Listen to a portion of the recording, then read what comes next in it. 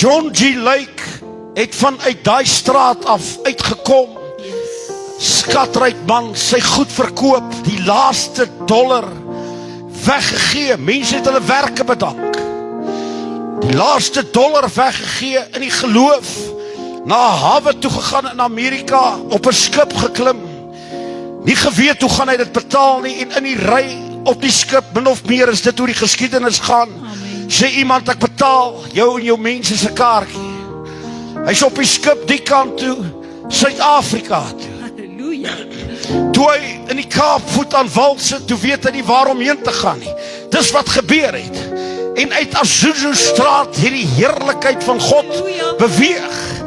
Jy gaan nou hoor hoekom en wat was die motivering. Terwyl hy in die Kaap staan, kom 'n dame na hom toe aangeloop en sê, is jy dan ook van Amerika? Hy sê ja. Is jy hier om vir God te werk? Hy sê ja. Ek het vir jou 'n huis in Johannesburg. Jy moet saam met my ry tot in Johannesburg.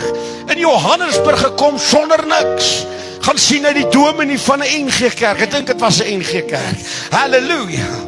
En hy stap na die dominee en sê, kan ek 2 uur elke Sondag jou kerk gebruik? Die dominee sê, pragtige dominee. Hy sê, dis 100%.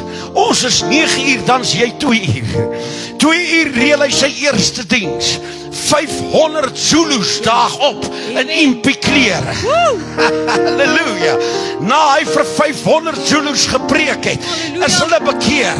Het hulle harte vir die Here gegee. En is hulle gevul met die Heilige Gees. Spreek in tale. Daai 500 Zulus stap na hulle villages toe.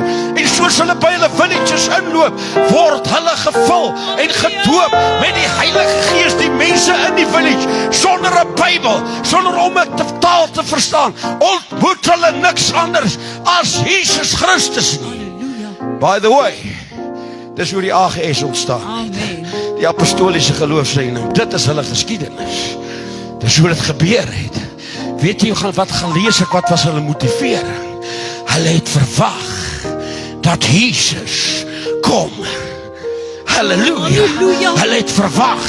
Dit was die kor. Hy kom terug as die koning van die konings.